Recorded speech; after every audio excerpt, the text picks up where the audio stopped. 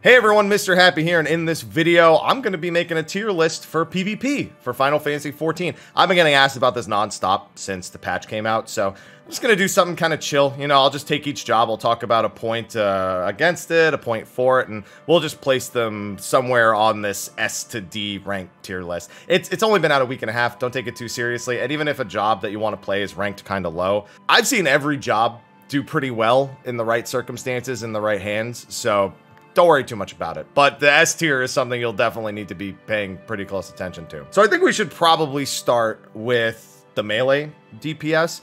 I think they're the biggest role, probably the best one to start with. And I'm going to start with Reaper. So it's unfortunate that we have to start with Reaper. I feel like it's probably pretty important to get it out of the way. Quite frankly, Reaper's just not doing it in PvP right now. Conceptually, there's some pretty cool stuff in there. They're able to charge a limit break a little bit faster. Their limit break is actually pretty good. It's an AoE hysteria, breaks guards, and it gives them access to Enshroud. But other than that, they just have such a hard time having an impact on the game. Their AoE heavy is largely overlooked. Their Death Warrant, which allows them to store up damage and deal a big burst based on the damage they deal to the marked target, is it's infrequent, and it requires a very specific combo that can be really hard to pull off in anything outside of the lower ranks. And they just don't have a great way of getting into the fight, getting a kill, getting out, and their burst is just, it's so inconsistent. If you're snowballing, or if you're behind and you can make a play with the ultimate, it can do all right.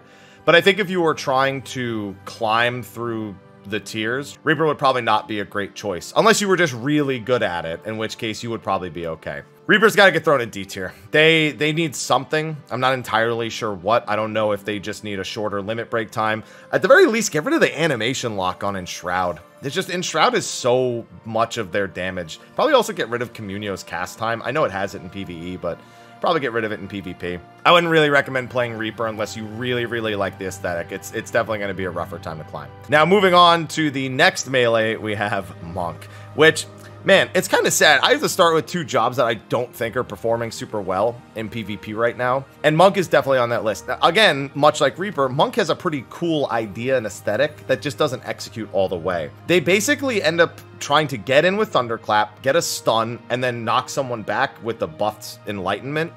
And then they can't really do anything after that. If they have their limit break, most of the time they can actually one-shot somebody with that combo. They'll just follow up the Enlightenment with a limit break.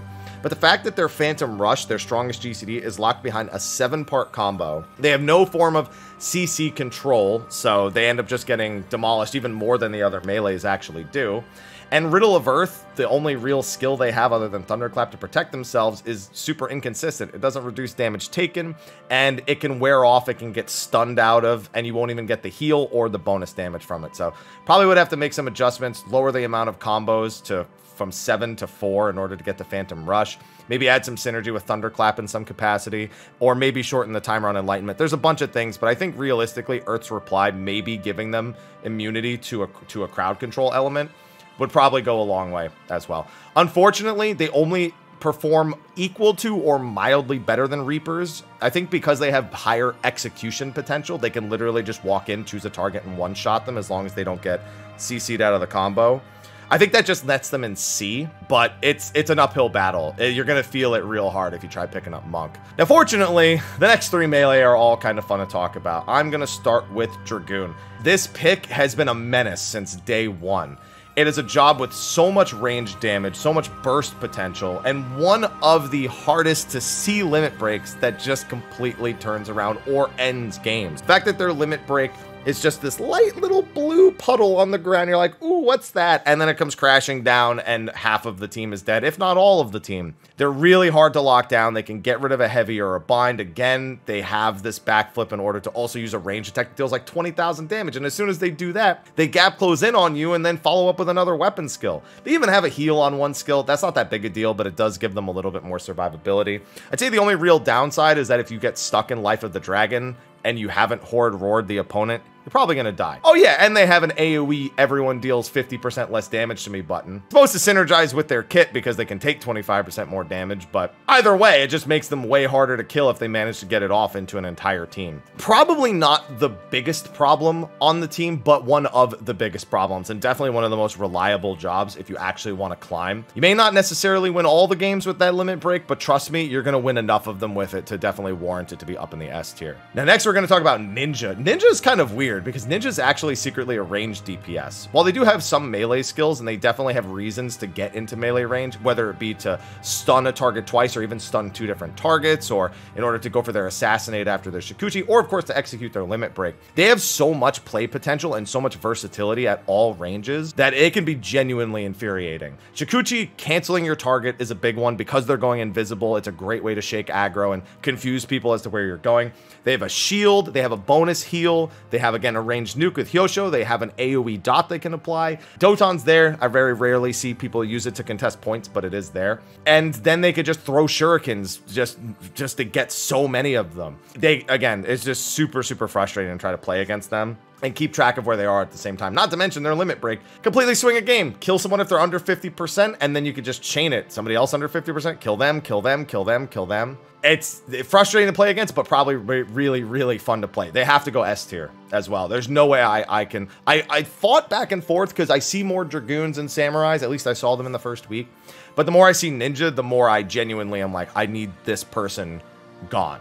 I need them gone. Speaking of which, Samurai, last of the melee. This job really annoys me. And so it's also going to go in the S rank. I'm going to tell you that right now. So here's the thing with Samurai. The big thing that everyone's talking about is their limit break, Zentetsuken. What is it, like 24,000 damage at base in an AoE? But if you have your counterattack, your Chi 10 up, and people hit you, Zentetsuken now does 100% of your HP as damage. If you have a shield up, you'll live. Most of the time, that's not going to be the case, especially in the heat of a team fight. You'll see plenty of clips, and you might even do it yourself. You might completely turn a fight by killing 2, 3, 4, even 5 different people. And then you'll just be infuriated. Maybe someone on your team will do it too. And you'll be glad that you really have a Samurai. But the fact that the job is mobile, it can bind, it can stun, it can burst, it can do everything. The solution being to not attack them when they have Zentetsuken, the most common advice that's given is to track Chi 10, is that they're not weak outside of Zentetsuken. They are menacing outside of Zentetsuken. They disrupt so much of the game.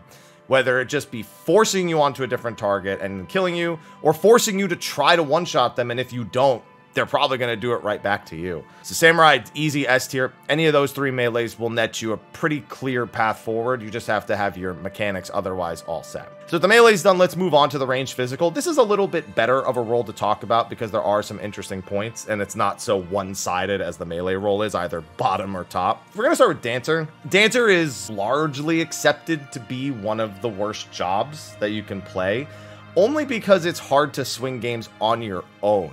There is some strength to Dancer's kit.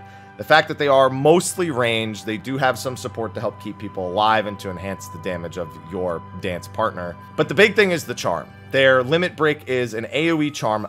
It's a huge range, and if you're in range when it starts casting, even if you get out of range, you will still be charmed.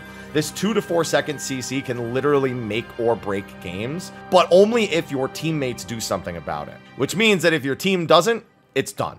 So while there are some niche uses to instantly win the game with charm, such as charming people off of the point during overtime, most of the time you just kind of look at Dancers and go, you know, it's just really unfortunate for them. The fact that I really don't agree with Reaper and Dancer both being here, they're kind of similar. I think most people would kind of put them, yeah, you know what, I'm going to leave that there. Reaper and Dancer, generally the most looked down upon and the hardest to climb with. But again, one good ult from either of them fortunately has game-changing potential. It's just the huge power trough that they hit in between that where you just wish you had a different job on your team. But if you have that good one, be very grateful for them because they're few and far between, and appreciate all the ones that do play well. Moving on to Machinist. Machinists have actually bounced around a little bit. So I played a lot of Machinist going up through the ranks, up till Platinum. The more I played it, the harder it seemed to play. until I started kind of approaching the job a little bit differently, you know, getting the combos down. You know, first couple of days we had ideas of like what we wanted to do, but then, you know, you start to get a little bit more used to things and some things start to make more sense. And after playing Machinist a decent bit more, I actually really like this job. I think there's some aspects of it that could definitely be improved. I think the slow cast time and the walking speed really makes being chased feel even worse than a lot of other jobs do. On top of that, actually getting into a hypercharge window feels incredibly unrewarding. And the carousel of your tools, drill, bioblaster, air anchor, and chainsaw, is a bit questionable. Bioblaster can be very risky to run up and get. Air anchor is great and drill is great. Chainsaw being this weird random chance to one-shot people, I don't like that as part of the kit. If there was some way to ensure a one-shot with it, but it was very difficult to achieve, for me, that would be almost more acceptable. Like maybe if Marksman Spite was less powerful, but if you hit them with Marksman Spite and they didn't die, if you chainsawed them, they would. But even that's a little bit, I'd prefer to see Chainsaw's effect changed, and I'd prefer to see something done about Hypercharge. But other than that, I mean, they have an AoE in the form of the Mortar. They have a knockback. So it's really just their mobility in the carousel and Hypercharge. So you can do really well. Machinist is definitely a job you should consider climbing on if you're looking at the ranged DPS jobs. But would I want to put it in A tier or B tier? This is the problem. It's just, I guess amongst the ranged, if I want to place the ranged all in different, I probably put it in B tier. But the way it feels when you play well on it, you do have a pretty good impact on the game. I think that just on the virtue of my third one, I'm already going to spoil it, going into A tier, I think on that virtue alone, I'll go in B, but a well-played Machinist will certainly earn an A. I think this is the most fair way I can put it, because our final range DPS is Bard. Bard is kind of questionable also about the AB rank, and that's only because of its ultimate, its limit break, I should say. Sorry, terminology. The limit break is really just for assisting the team.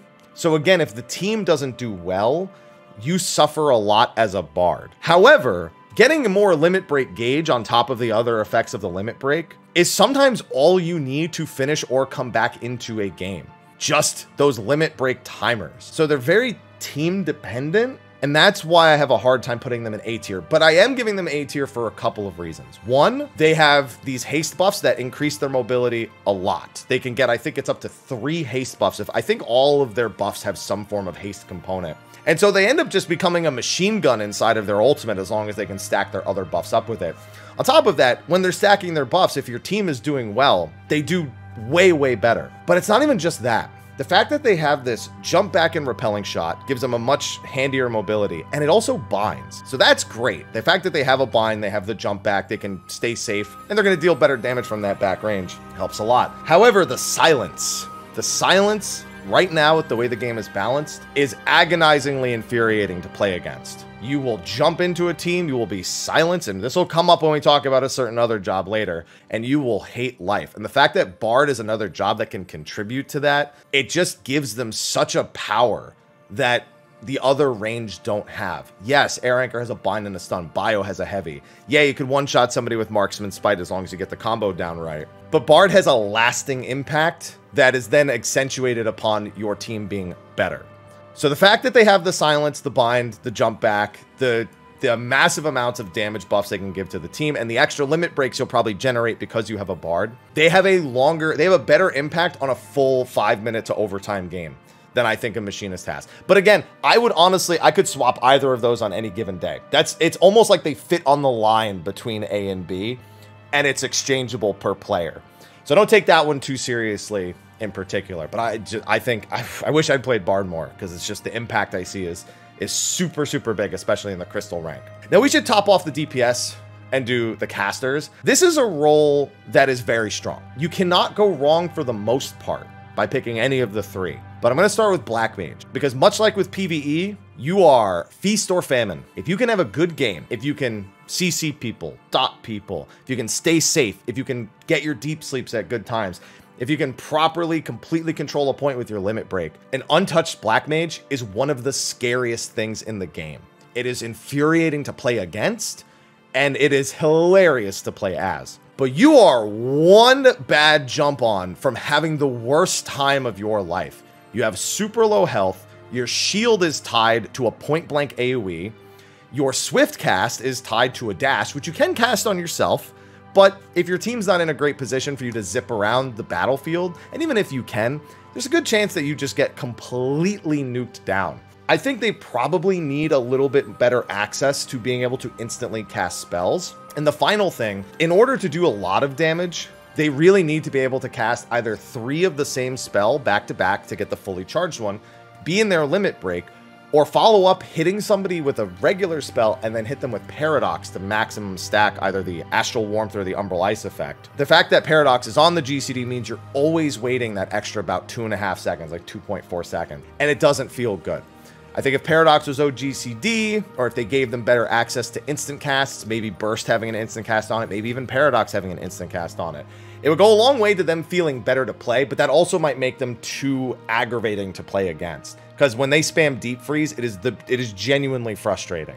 Because of that, I think they're definitely the lowest ranked caster, but again, it's so swingy that like I have to judge it based on the skill floor to get in, and that alone is going to kind of net it in C. I have seen amazing black mages, A and S tier black mages, but most of the time they hate life. And having tried black mage in competitive, in ranked, I should say, I also hate life. I either hate the game or I love the game. There's literally no in between depending on the kind of team I'm up against. It's going in C tier, but even then, your impact on the game is so massive, so don't be too discouraged by that. Now, the other 2 casters are pretty nutty.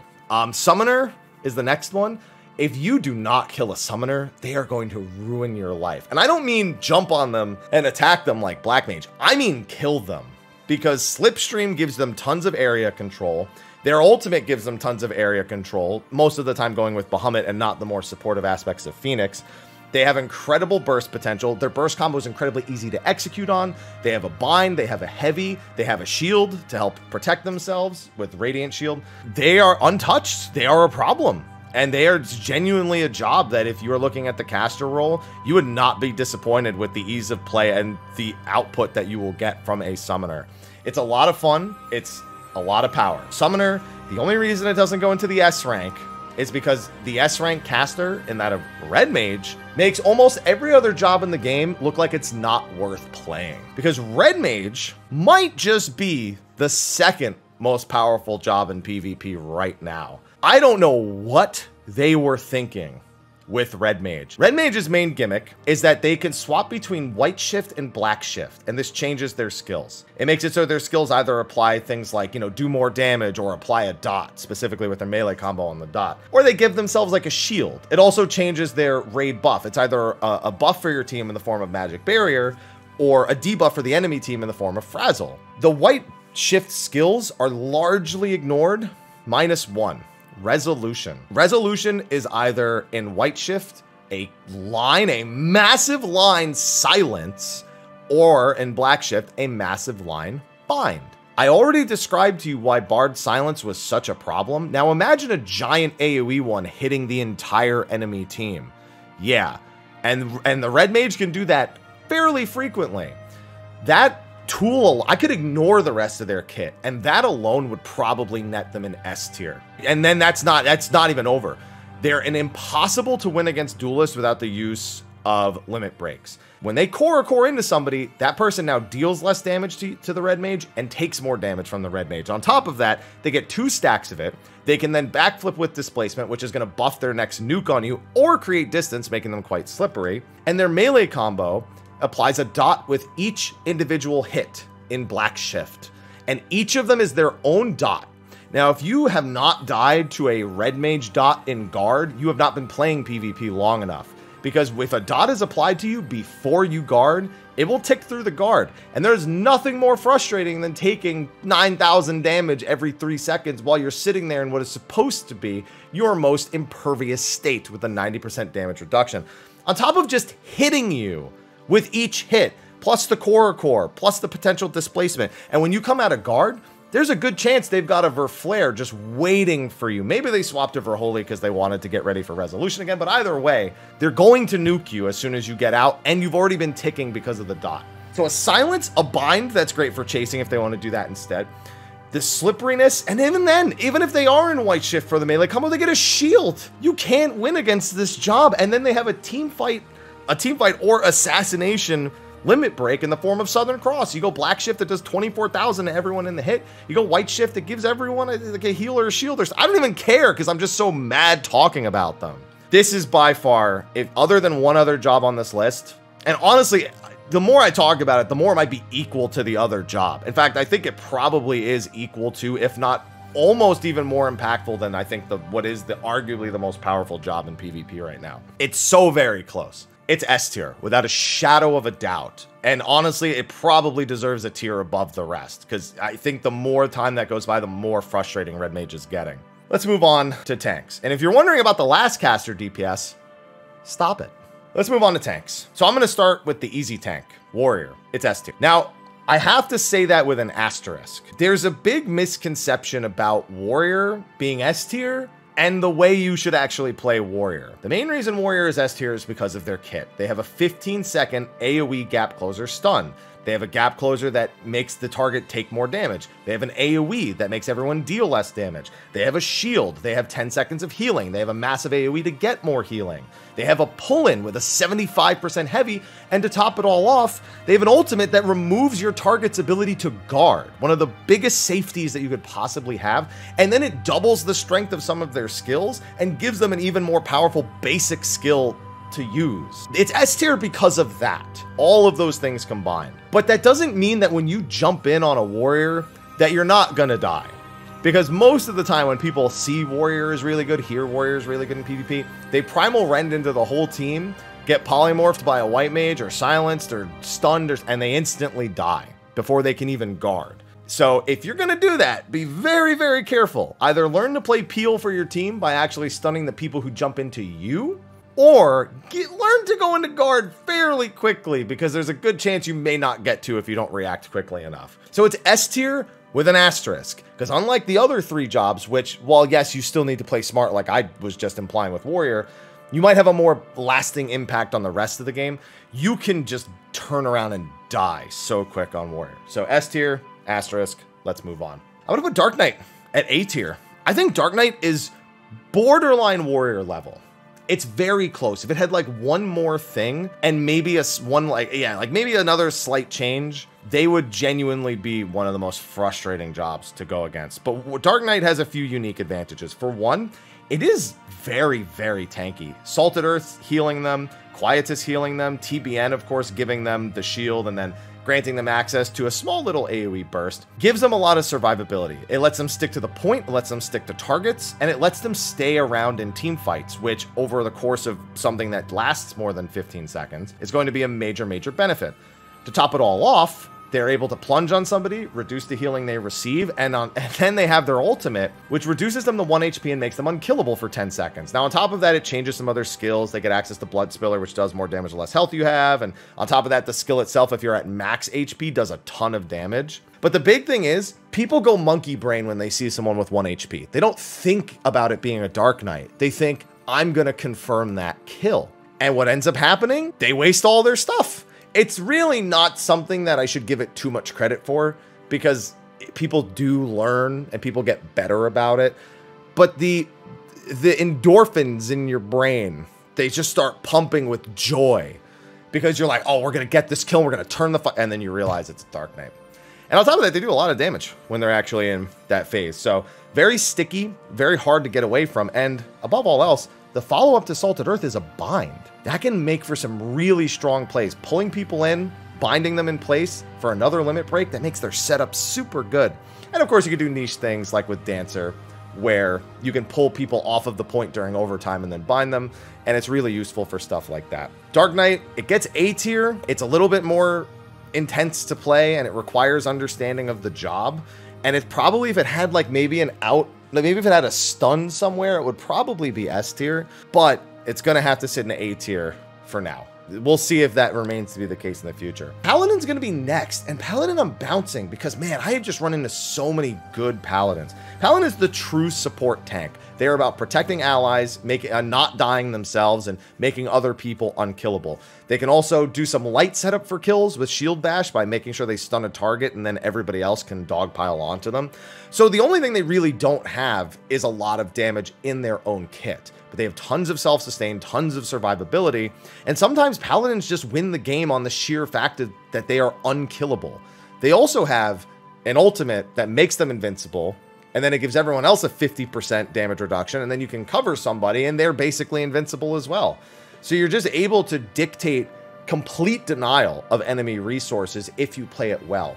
But that being said, when you're trying to hard carry games, this is again one of those tools that's only that good if your team around you can make up for the fact that you're not contributing as directly to the death of an opponent. Because of that, you may struggle on Paladin a lot more. On top of that, we don't know if Intervene is supposed to stun or not. I don't think it is. I've heard in other languages it is not supposed to stun. Like in other languages, the tooltip doesn't even mention the 2-second stun, so that might be a typo in the English one. I think just on the virtue of it being harder to solo carry a game as a Paladin, as useful as you can be, I have to put them in B tier. On any given day, you can run into an A tier Paladin. And if you have an A tier team, you have an A tier Paladin. But it's definitely going to be harder than Dark Knight or Warrior in terms of having a lasting impact on the game. Then we get to Gunbreaker. Gunbreaker doesn't deserve the blue. So Gunbreaker's main gimmick is that it can choose between being a super tank, being a bit more supportive, or being an all-out DPS. It is not that good in terms of the defensive setup. It just makes them more survivable, but it's not like Paladin where they really protect teammates as well. Or they don't protect them as well as Paladin, I should say. And same with the support and tank tools, just they don't really assist you in winning the game. So you generally go with the DPS set. And a Gunbreaker with the DPS set basically is a DPS. They don't do anything. They're squishy. They just have a little more health. But they're otherwise as squishy as really a DPS would be. That being said, their damage is monstrously higher than the other ones if they can stick to a target. So when you get a Gunbreaker on your team, or if you're playing Gunbreaker, you need to absolutely obliterate people. Double downs on the team or on executing a target, super good. And their ultimate, AoE for it, the stun on the end, if you can land a good ultimate on Gunbreaker, you will turn a game on a dime. But it's so easy to deny a Gunbreaker their tools. For that virtue alone, I'm going to put it down in D tier. They just don't have the focus or the efficiency without having an entire team set them up for it. They die too easily. They're denied their strongest tools too easily. They're not sticky enough. If they got some sort of stun or heavies or something outside of their limit break, anything to help their tankiness, their stickiness, their crowd control, it would go such a long way to what is otherwise an insanely strong job. But they don't have any of those things. And so I have to put them down in D tier. They need either... I'm done. I'm done talking about Gunbreaker. It's so close. One thing would push it to B or A instantly. But it's not there yet. Now, the last role to talk about is Healer. This one's going to be kind of weird. There's two actual tiers inside of the Healer tier. There's Healers and there's White Mage. White Mage is arguably the strongest job in PvP right now for a vast number of reasons. In fact, before I started recording this, I had a White Mage tier on this tier list. I might even add it back in before the end of the video. I genuinely might have to. So I know some people are going to jump on the fact that White Mage has what is, I'm not going to detail it too much, but there's an exploit that can allow them to output a lot more healing than is otherwise intended. I'm going to tell you right now that has nothing to do with why they are in the tier that they are. That makes differences in like super low tier games if anyone's exploiting it. But in a high tier game, if you're ever just sitting there trying to output healing, the healing isn't so severe that you're likely going to save a life unless it's like a small skirmish where there's not a lot of burst damage. It's all about the setup, the kill denial, and the kill potential. The biggest thing with White Mage, there's two. Their limit break is number one. It's a 60-second cooldown limit break that is a line AoE. And hold on, let me make sure I remember all of the effects. A massive line AoE, damage plus stun, plus damage reduction, plus damage buff for the White Mage, plus regen for the team. I think I got all those on a 60-second cooldown. I think that sounds about right. It's dumb. It's dumb, it's dumb, it's dumb. It's dumb. And the sad thing is, it might not even be the dumbest part of their kit. Because on top of that, they have a defense buff for the team that's also a gap closer, which sounds scary until you realize you're not going to kill the white mage, most likely. That follows up and makes their cure instant, AoE, and also have a slightly better potency. They have a shield that they can put on themselves or fellow healers. They, of course, have basic healing. They have basic damage. They are able to burst with Misery, 12,000 damage, AoE splash, pretty good. But the big tool that everyone likes to talk about, point number 2 that really lands them in the S, potentially S+ tier, Polymorph. It is a 2-second transformation of your opponent into a pig that cannot be removed with Purify, will prevent you from doing all of your actions, and completely deny everything you possibly could want in life. This is one of those tools that can completely deny things such as limit breaks and the ability for the opponent to actually burst somebody down. The fact that it's uncleansable, lasts 2 whole seconds, and doesn't even have that long of a cooldown is insane. And along with their limit break, they are so game-changing. If you want to get to the highest possible tier and you want a semi-easy time, if you at least have some basic senses about you, you'll play White Mage. It's what I did to go from Diamond to Crystal in a day. Because I was like, you know what? I'll be that scum. I'll be that scum. Now that's a pretty clear cut and dry place to throw them in the S tier. Or again, in their own tier. Now the problem is the other 3 healers. They're all about equal, in my opinion. The rest of the healer role, genuinely good balance of pros and cons. I really like seeing the different players that pick these up and really showcase the skills, the benefits that these jobs can bring. And I think that it's insane that the rest of the healer role is actually so balanced and all really impactful on the game, just in incredibly different ways. But the balancing of them somehow is also affected by whether or not they're the only healer on the team or the second healer alongside of a white mage. Because most of the time you're like, oh, Astro, you know, it's pretty good. But with a white mage, oh, you know, Scholar, I really like that. AoE damage. Oh, but with a white mage, I think all 3 of them kind of belong in A tier. I've seen Scholars completely swing games with a good limit break to completely deny enemy bursts. I've seen them, of course, buff their teammates. I've seen them be menaces in even Crystalline conflict with the dot spread, just constantly chipping away at those health bars, especially when you get the actual buffs versions of the spells. I've seen Astros with their limit break charging and their double gravity spam completely lock members of the team away, open up more limit breaks per fight in order to push advantages. And Sage is really more like a DPS. The toughest thing about them is Cardian, making sure to swap Cardian around depending on who actually needs it the most. But their limit break is an ultimate control over the point. While you are inside that thing, as long as the Sage doesn't lose it because they got polymorphed, you'll be okay. Yeah, I think all 3 of them kind of belong in there for their own reasons. They're all really good. They're all strong. They're just not white mage. Oh yeah, the polymorph, I probably should have mentioned that. It can like cancel ground effects and stuff. You know, oh, Salted Earth, oh, I polymorphed to Dark Knight, it's gone. Oh, there's a Sage LB, oh, I polymorphed him. So no, he's gone now too.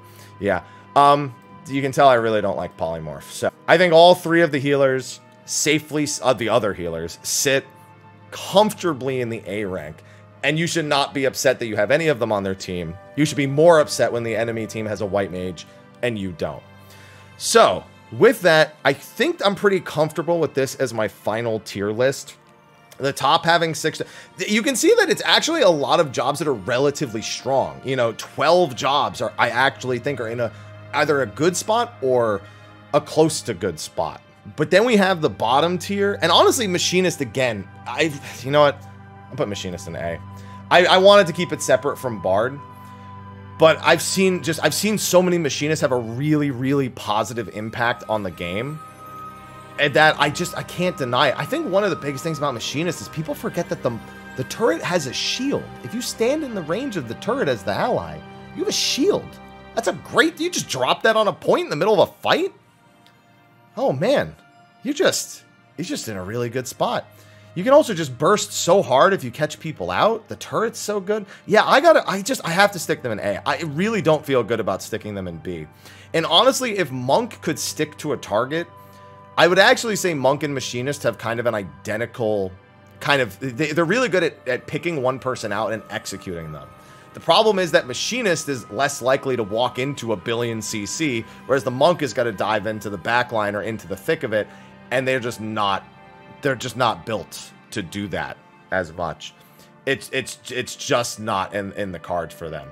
So I'm comfortable enough with this. Paladin sitting solely in the B tier, I'm still comfortable with, but hopefully we see some adjustments for the B, C, and D tiers. But I can tell you right now, if you think they're only going to buff the lower tier jobs and not nerf things like Red Mage or White Mage, I actually don't think they'll nerf Warrior. If they nerf Dragoon, I think it'll be a light nerf, because I think that of all the jobs in the S tier, Dragoon is only in the S tier because they're well-rounded, and they're better well-rounded than the lower people. Whereas jobs like Ninja are overloaded, Samurai is atrocious to play against, Red Mage overloaded, White Mage overloaded. So I think there are things to balance up there at the top, but they're going to be brought down. There's no chance some of these things do not get knocked down a peg, because they are genuinely infuriating to play against. It's not about how they are to play in the tops case. It's how they are to play against, especially if you're playing one of those B, C, or D tier jobs. You feel the difference of your impact on the game. Hopefully, they won't take too long. Hopefully, they don't wait till 6.18 when Season 2 begins to actually make any changes, but you never know. This is kind of uncharted territory with us caring so much about PvP in 14. Time to learn if they actually care about PvP in Final Fantasy 14 as well. With that, that's going to be a wrap for my tier list for YouTube. So thanks, Twitch stream, for just hanging out while I set that up, while I got AFK kicked out of the game. And let me know what you think in the comment section below. I'm sure you'll have plenty of stories about those bottom tier jobs and how well they've done in some of your games. And I'll be glad to see those, because I've seen it too. But they're going in there, and you can't change my mind. So anyway, thanks for watching, and until next time, take care. Hey everyone, Mr. Happy here, and thanks for watching this video. If you enjoyed it, let me know in the comment section of the video below, and be sure to check out some of our other videos, including our beginner's guide to the Crystalline conflict and our other videos on the channel. Thanks, and I'll see you in the next one.